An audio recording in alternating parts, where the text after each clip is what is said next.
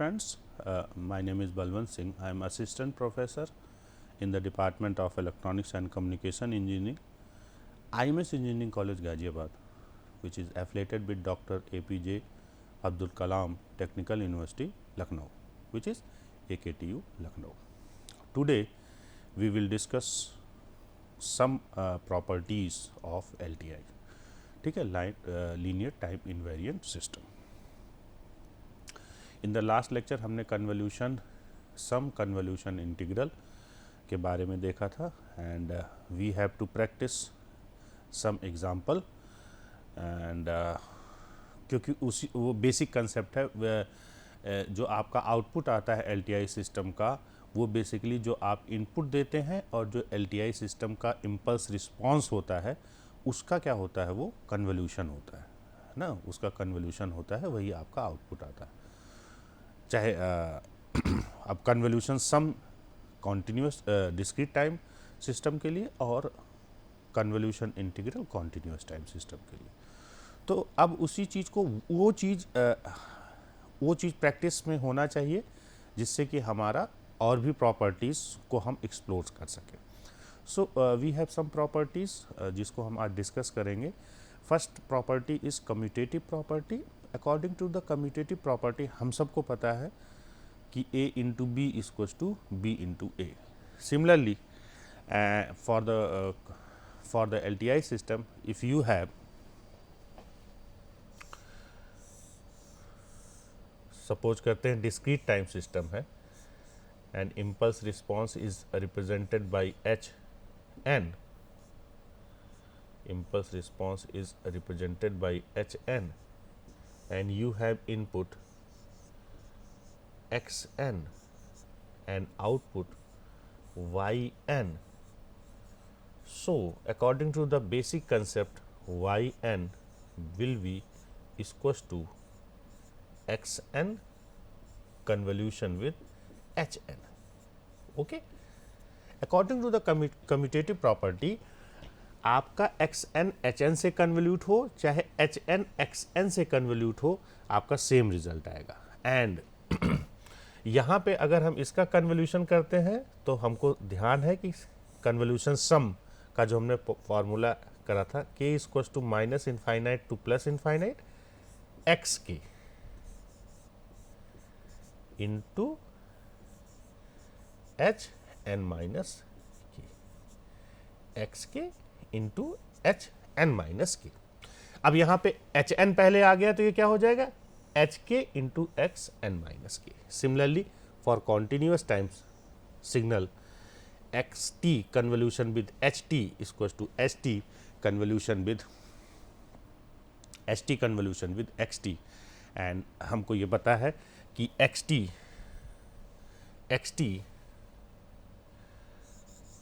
Convolution with h t जो आपका होता है वो होता है इंटीग्रेशन फ्रॉम माइनस इनफाइनाइट से plus infinite x tau into h t minus tau. हमको ध्यान रखना है integration with respect to tau. Okay, तो यहाँ पे पहले एक्स टी था तो फार्मूले में आपका एक्स टाउ हुआ था, अभी यहाँ पहले h t convolution with x t है तो आपका फार्मूला जो बन जाएगा माइनस इनफाइनाइट से plus infinite x tau h t minus tau d tau. Definitely आपका रिजल्ट सेम आएगा, दोनों से कर लो आप, ठीक है। And for the proof simple जो आपका फार्मूला है, put r equals to n minus k in this formula जो हमने पहले पढ़ा है, and after putting this value you will get this equation.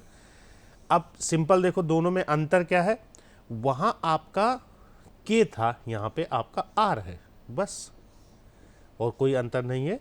So you can write this mathematical equation as a convolution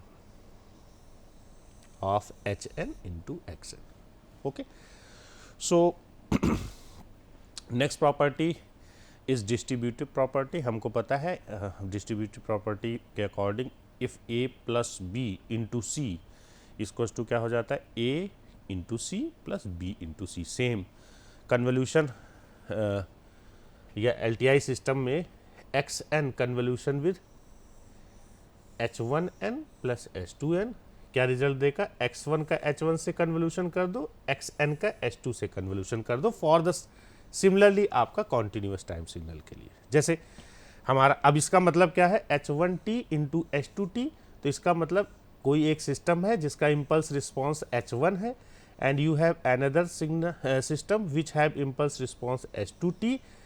अगर दोनों added है तो इसका मतलब they are connected parallelly and convolution. अब देखो अगर पैरेलली कनेक्टेड है तो हम इस पूरे सिस्टम को इस फॉर्म में, इस पूरे सिस्टम की बात मैं कर रहा हूँ, एक साथ ऐसे लिख सकते हैं, if input you have input xt, तो सिंपल सी बात है जो आपका आउटपुट आएगा yt इक्वस टू xt और convolution with h1t plus h2t। लेकिन अगर हम यहाँ पे देखें, ये जो y1t आएगा वो क्या आएगा, xt convolution with h1t। Similarly यहाँ पे y2t क्या आएगा, xt इनपुट जो है आपका कन्वोल्यूशन विद जो आपका इम्पल्स रिस्पॉन्स है, इस केस में h2t। हम इन दोनों को जोड़ देंगे तो ये ऐड हो जाएगा, यानी xt convolution with h1t, xt convolution with h2, ये दोनों ऐड हो जाएगा तो आपका जो रिजल्ट निकल के आएगा वो क्या आएगा, yt आएगा। तो यानी ये और ये आपका सेम है, that's what written xt convolution with h1t into h2t, that is xt convolution with h1t, xt convolution with h2t। Okay, this is the distributive property of LTI system. Next one is the associative property. Associative property similar, simply if you have LTI system, discrete time LTI system, and input is xn and output is yn, and in this case suppose वैसे तो हमने यहाँ पे दो आपके system लिए हैं, more than to system भी हो सकते हैं।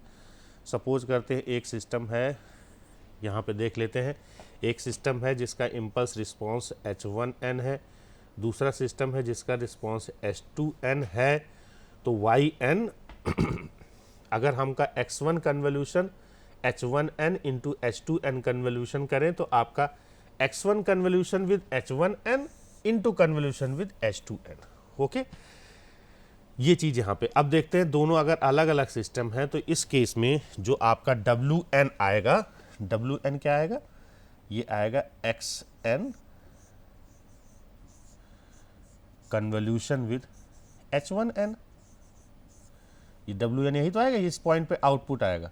अब देखो ये जो आपका आउटपुट आया है, this is the input of this signal. अब ये आउटपुट क्या आ जाएगा, जो इनपुट है यानी xn।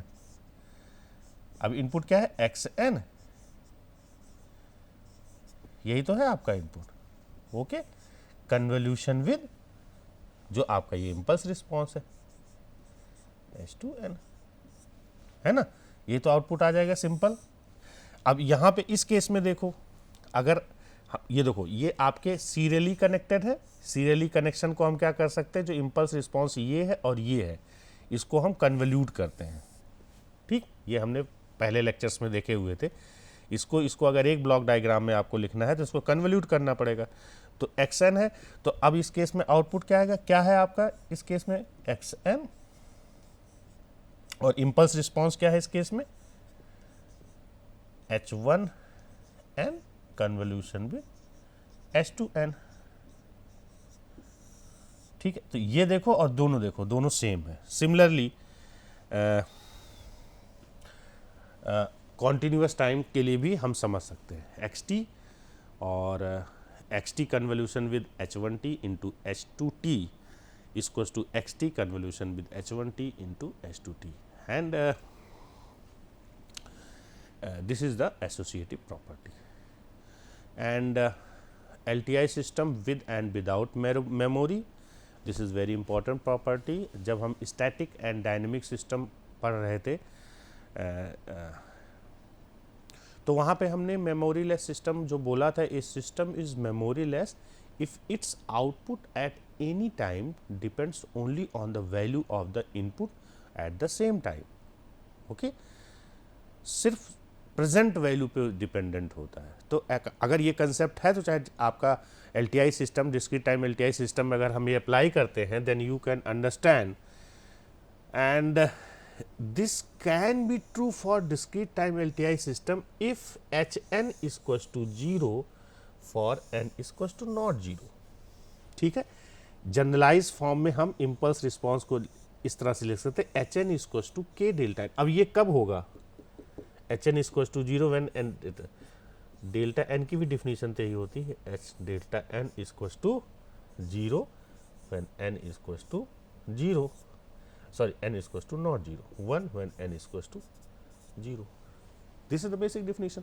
तो हमारा HN, तो क्या हमारा कंडीशन बन जाएगा? एक LTI सिस्टम इज अगर आपके सिर्फ प्रेजेंट वैल्यू पे डिपेंडेंट नहीं होगा तो आपका क्या होगा वो, तो उसकी कंडीशन जो है आपकी है HN equals to k delta n, है ना। और आउटपुट ये HN की वैल्यू हो गई, एंड सो आउटपुट क्या होगा आपका?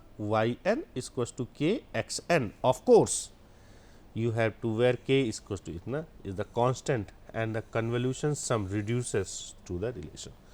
So discrete time LTI system has an impulse response HN and that is not identically 0 for n is equals to not 0, then the system has memory. Simple ये हमको condition ध्यान रखना है कि HN equals to k delta n। अगर ये condition है तो आपका मेमोरी लेस नहीं है, अदरवाइज वो विद मेमोरी सिस्टम है, या स्टैटिक एंड डायनेमिक नाम से भी हम उसको जानते हैं। For similarly for continuous time system you have YT equals to KXT condition, output YT equals to KXT while the impulse response ST equals to k delta t। Okay, so यहाँ पे last में हम देखते हैं the convolution sum and convolution integral formula, जो आपका इस case के लिए जब आपका सिस्टम मेमोरी लेस है या आपका, तो आपका XN equals to XN convolution with delta n। Similarly आपका XT जो है आपका XT इक्वल्स टू हो जाएगा XT convolution with delta t। Simple, क्यों? क्योंकि आपका कंसेप्ट आपने देखा है कि प्रेजेंट वैल्यू पे तभी डिपेंड करेगा। तो इस तरह से ये कंडीशन हमको ध्यान में रखना। इन्वर्टिबिलिटी सिस्टम, इन्वर्स सिस्टम भी हमने देखा था। इन्वर्स सिस्टम में हमने क्या कहा था कि अगर आप कुछ इनपुट देते हैं तो पूरे सिस्टम के बाद आपका आउटपुट सेम आना चाहिए जो आपने इनपुट दिया। जैसे यहाँ XT दिया है तो आउटपुट भी हमारा XT आ रहा है। तो ये सिस्टम कुछ क्या काम करेगा? ये सिस्टम आपका इन्वर्स सिस्टम होगा। क्यों? क्योंकि इसका आउटपुट तो XT नहीं आएगा, क्योंकि इसका आउटपुट तभी XT आ सकता है जब ST की वैल्यू 1 हो। ठीक, अदरवाइज आउटपुट कुछ ना कुछ आएगा। जो भी आउटपुट आएगा उसको XT बनाने के लिए हमको कुछ ना कुछ सिस्टम को डिफाइन करना पड़ेगा। That's why this is the inverse system, है ना। तो इसके लिए आपका कंडीशन क्या होना चाहिए? सिंपल जो आपका ये है ST और इसका कन्वोल्यूशन H1T, इम्पल्स रिस्पॉन्स जो आपका पहला सिस्टम है उसका, और जो इम्पल्स रिस्पॉन्स इनवर्स सिस्टम जिसको आप कह रहे हैं उसका, दोनों का डेल्टा T आना चाहिए, है ना, तभी तो बात बनेगी। जैसे मान लो यहाँ पे आउटपुट मान ले, सपोज करो 1/3t आया, ठीक है। तो इसका आउटपुट जो यहाँ पे जो इम्पल्स रिस्पॉन्स आना चाहिए, कुछ क्या काम करे? सपोज करो यहाँ पे तूने दिया है, सपोज करते हैं हमने x दे दिया, चलो XT दे, नाम इसका XT दे दिया, ठीक है। इम्पल्स रिस्पॉन्स 1/3t है। तो आउटपुट आपका XT कब आएगा? जब इसका इफेक्ट कम हो जाए। यानी कि अब देखो, अगर इम्पल्स 1/3t है तो ये हो जाएगा, इस YT की बात कर रहा हूं मैं, YT become XT convolution with 1/3t, ठीक है। अब ये इसके लिए क्या है?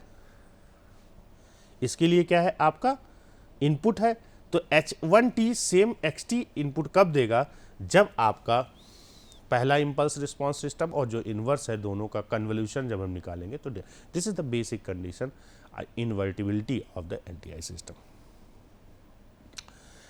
To better understand, let's have a example where YT is equals to XT minus T not, and simple सी बात है, when T not is greater than 0, it is delay, and when t is less than 0 it is advanced, and if t is greater than 0 then output of the time t equals the value of the input at the earlier time, okay, earlier time t minus t naught. And because this system has memory, as it depends to the values of the input at a time other than current time. तो अगर इस example का बात कर रहे हैं, इस example को थोड़ा समझते हैं क्या है ये. दिस इज एग्जाम्पल, ये आपका एक सिस्टम है, this is your LTI system, इसको समझते हैं हम. And you have input xt, okay, और आपका आउटपुट yt है. तो yt क्या हो रहा है, जो भी आप इनपुट दे रहे हो वो xt माइनस टी, ओके. ये यानी अगर टी नॉट की वैल्यू 0 है तो डिले, और टी नॉट की value less than, sorry, T not is greater than 0 तो डिले, और अगर लेस देन 0 तो एडवांस सिस्टम है. ठीक है, कुल मिला के शिफ्टिंग ऑपरेशन परफॉर्म कर रहा है. ठीक, अब हमको समझने में कोई दिक्कत नहीं है, शिफ्टिंग ऑपरेशन परफॉर्म कर रहा है. अगर हम आउटपुट ऐसे समझते हैं, अगर हम आउटपुट सपोज करते हैं 0 पे लेंगे तो इनपुट क्या आ जाएगा, ये तो भैया सही है. लेकिन अगर हमारा हम सेकंड लेते हैं, y2 लेते हैं, तो ये क्या हो जाएगा, x2 minus t not, sorry ये हो जाएगा माइनस टी नॉट, है ना. तो इसी तरह से अगर हम t की वैल्यू पॉजिटिव रखते हैं तो ये हो जाएगा x, सॉरी निगेटिव रखते हैं तो आप देखो सिर्फ प्रेजेंट वैल्यू पे डिपेंडेंट नहीं है. तो अगर प्रेजेंट वैल्यू डिपेंडेंट नहीं है तो ये क्या है, मेमोरी लेस सिस्टम नहीं है. That's why the system has memory. Similarly if the input is delta T, output आपका क्या आ रहा है, yt इक्वल्स टू st. ठीक है, yt equals to st means delta t minus t not. तो xt minus t not equals to xt convolution with t minus t naught, and that is the convolution of signal with the shifted impulse, and simply the shift the signal. So and to recover the input from the output, that is the invert of the system. जो हमने इन्वर्टिबिलिटी का एक condition करा था कि आपका जो पहला सिस्टम है ht, दूसरा सिस्टम h1t है, दोनों का कन्वोल्यूशन क्या आना चाहिए, आपका डेल्टा फंक्शन आना चाहिए. So the system with the compensating time shift is then inverse system, that is if we take h1t as a delta t plus t naught.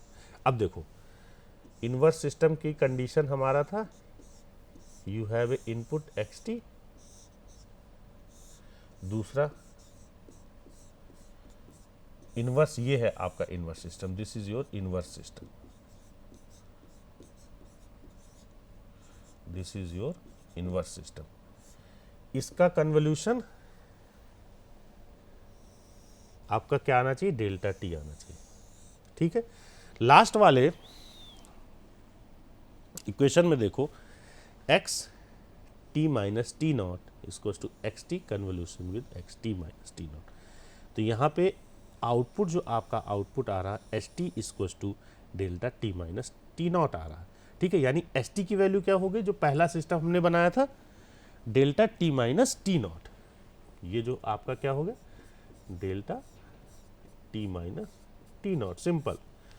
ठीक है, क्योंकि x t minus t not, x t minus t not के बाद delta t minus t not. तो आपका तब ये इसका कन्वोल्यूशन और इसका कन्वोल्यूशन बिकम डेल्टा टी कब होगा, जब आपका h1t equals to delta t plus t not. Okay, this is the तो आपका जो in this example the system yt equals to x t minus t not is the with memory system, and the inverse system will be delta t plus t naught. Okay, ये condition है जो आपका causality. According to the basic definition of the causality, the output of the causal system depends on the present and past value of the input. ये basic definition. This is the present and past values of the input of the system. And discrete time LTI system is causal must not depend xk for k is greater than 0, and for this to be true all the coefficient h n minus k, that is multiply value xk for k is less than n, greater than n, must be 0. So to satisfy the condition for causality, जो आपका ये कह रहा है कि present and past value पे dependent होना चाहिए, so impulse response of discrete time LTI system must be that is HN equals to 0 for n is less than 0 and HT equals to 0 for t is less than 0. This is for discrete time system, this is for continuous time system. So if the impulse response is 0 for n is less than 0 and continuous time, if the impulse response at t is equals to 0 for t is less than 0. And next property is the stability. Stability property हमको पता है, according to the previous discussion we know that the system will be stable if it follows the bounded input bounded output conditions. Means if we provides the bounded input to the system and if output is again bounded, then the system is stable. So a system is stable if every bounded input produces bounded output. Here we had considered a signal xn, यहाँ पे हम discrete time signal की बात कर रहे हैं, तो पहले तो xn हमने एक सिग्नल कंसीडर किया है. Of course this is the bounded signal and we considered xn should be less than b for all n. तो आपका जो आउटपुट होगा yn, देखो LTI सिस्टम है आपका, इसका impulse response is xn and input is hn and input is xn and output is yn. So according to the convolution sum आपका जो आता है summation k is equals to minus infinite to plus infinite hk into xn minus k, या हम इसको लिख सकते हैं xk into hn minus k. ठीक है, तो आपकी ये प्रॉपर्टी है and xk is the bounded, so xn is the bounded, so yn must be also bounded. So according to the property mod A into B should be less than or equals to mod A into mod B. This is the property which we had applied in the previous equation. So yn should be less than or equals to mod hk mod x n minus k. यहाँ पे जो आपका जब आपका xn is bounded तो of course you can understand xn minus k भी आपका bounded होगा. ये कंडीशन हमने लगा दिया and that's why yn should be less than और equals to b summation k is equals to minus infinite to plus infinite mod hk for all n. So after this discussion we can conclude that a system will be stable, LTI system will be stable if summation k is equals to minus infinite to plus infinite mod hk should be less than 0, and for continuous time system if the integration from minus infinite to plus infinite h tau mod h tau d tau should be less than infinite. In this example, if you suppose you have a system, discrete time system, and which is that is a pure time shifting operation हम कर रहे हैं, तो hn आपका जो delta function है, impulse response को कैसे डिफाइन करोगे? आप डेल्टा इनपुट इसमें दे दो, वो उसकी शिफ्टिंग कर दे. आपका एक सिस्टम है सिर्फ शिफ्टिंग ऑपरेशन ये परफॉर्म कर रहा है, this is performing shifting operation. तो जब हम डेल्टा n देंगे तो तभी तो आपका hn आएगा बेसिक डिफिनीशन के अकॉर्डिंग. तो शिफ्टिंग ऑपरेशन तो मॉड hn कैसे निकालेंगे? According to the basic definition equals to 1. तो hn मॉड hn क्या आया? Mod delta n minus n naught which is equals to 1. Of course n varies from minus infinite to plus infinite. Similarly mod h tau delta tau minus t not is equals to 1।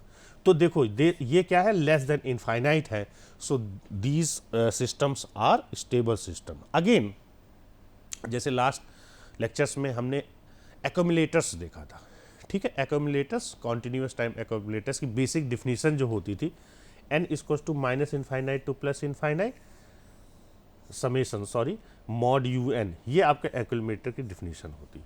तो अगर हम जो impulse response होता है ये hn, अगर हम इसको ऐड कर दें un, हमको सबको पता है un 0 से लेके इनफाइनाइट तक 1 1 1 1, इसको ये 1 प्लस 1 प्लस 1 प्लस इनफाइनाइट तक इनफाइनाइट ही आएगा। सिमिलरली अगर आपका कॉन्टिन्यूस टाइम सिग्नल है तो भी आपका ये सिग्नल है, हम इस st है आपका ये, अगर हम इसका एरिया हम निकालेंगे टिल द इनफाइनाइट तो भी ये इनफाइनाइट आएगा।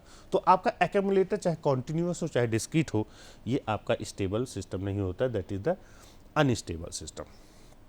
Similarly this is the very interesting example, determine the range of values a and b for which LTI system with impulse response an bn, an कब है when n is greater than 0, bn when n is less than 0। Stability के लिए you know the condition, this is your condition।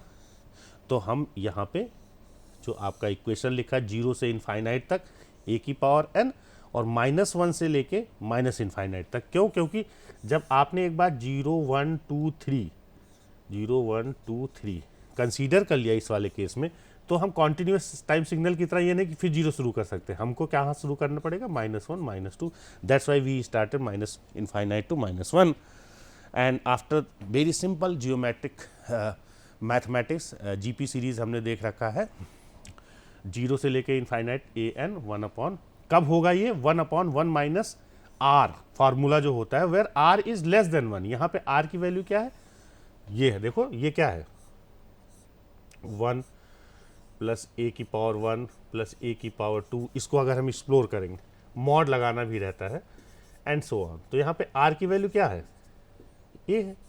तो GP series का summation का formula क्या, तो 1 upon 1 minus are, तो ये कब होगा when r is less than 1, तो r की वैल्यू है। तो दूसरा कंडीशन माइनस इनफाइनाइट से -1 लिखा है, ठीक है, तो हम इसको लिख सकते हैं n equal to 1 to infinite 1 upon b की पावर n, कोई फर्क नहीं पड़ता, ठीक है, क्योंकि यह माइनस से हमने प्लस कर दिया तो ये b की पावर यहाँ आ गया।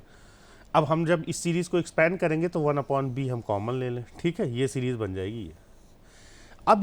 अब समझना है हमको, ये भी इस वाले सिर्फ मैं इसकी बात कर रहा हूँ, ये 1 अपॉन 1 माइनस 1 अपॉन b कब आएगा, जब अब यहाँ पे r की वैल्यू क्या है 1 upon b should be less than 1।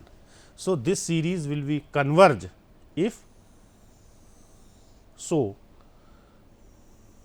that is b is greater than 1। and in the last unit step response of LTI system, simple as you have LTI system and impulse response is hn and xn now is step function that is un and output yn। तो output yn, what will be the output yn is equals to in convolution of input and hn। so input is un and hn or hn convolution with un, you can get this equation। similarly for continuous, and this is known as step response, okay। so next we will discuss some next lecture, okay, thank you so much।